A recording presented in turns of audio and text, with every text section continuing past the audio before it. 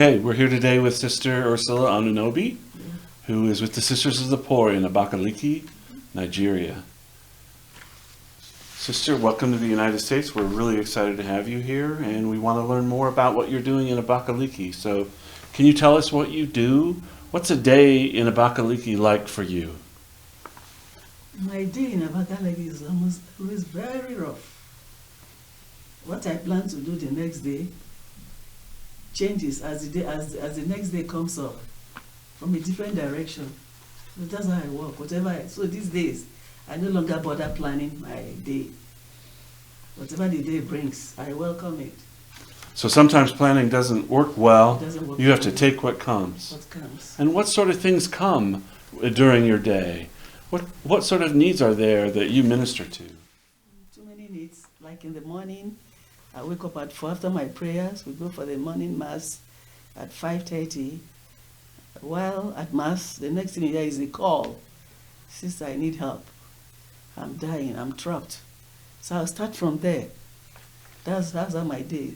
So when someone calls and says, I'm dying, does that mean they need medical care or they're without food or water or shelter? Tell us some examples of what needs you're helping to meet when they call. Their needs vary. Times they will tell it's either she's very hungry and she needs food, or either she's malnourished, she's sick, or she's frail. It depends on what I see when I go there. So I can't just tell you it's just a particular Sure. problem. Yeah, they vary. So you're trying to help. What would you do to help someone who doesn't have food? I go to any of the nearby shops because whenever I go to church, I like having some chunk of money. So I go to the nearest shop, I'll pick up a cab, or I beg one of the parishioners to take me to that place. So I've heard you're a beggar. Do you really beg? I'm a professional beggar. What's it like to beg? It's interesting. Do people respond when you ask? Yeah, they do. And they are usually a business or a home or an individual. You just go up to somebody and say, this person I'm trying to help needs food. Is that what you do, or tell us more about what you do? It's a kind of a prompt action. I may see somebody in church. If the need arises there, I'll ask you, do you have some money? Somebody is dying over there. Or if there is time, I move out to any of the nearby offices to beg for money. At times I go to homes, they give me raw food, or I cook for them. So it depends on what the day brings.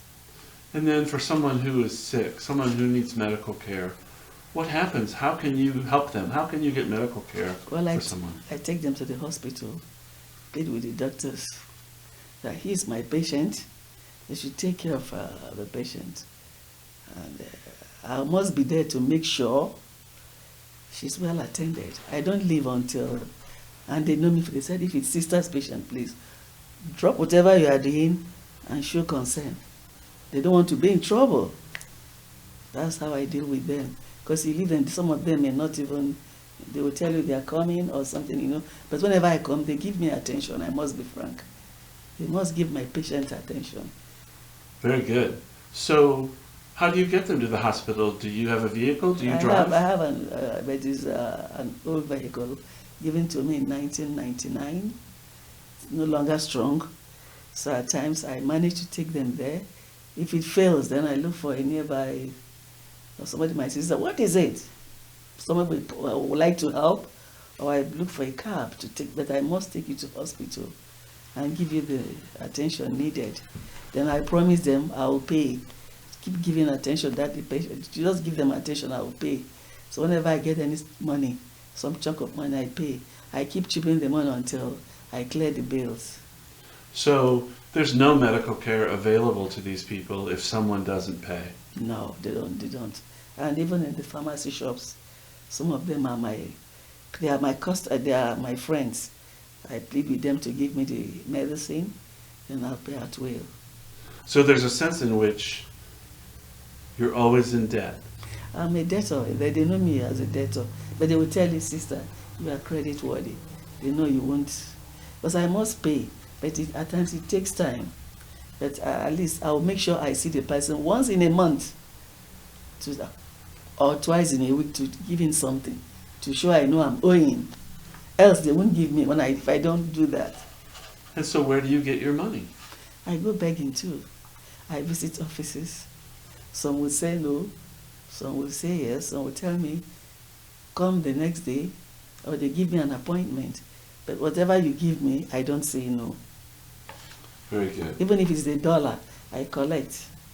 Because I see those people suffering as the suffering Jesus in disguise. Who's in disguise?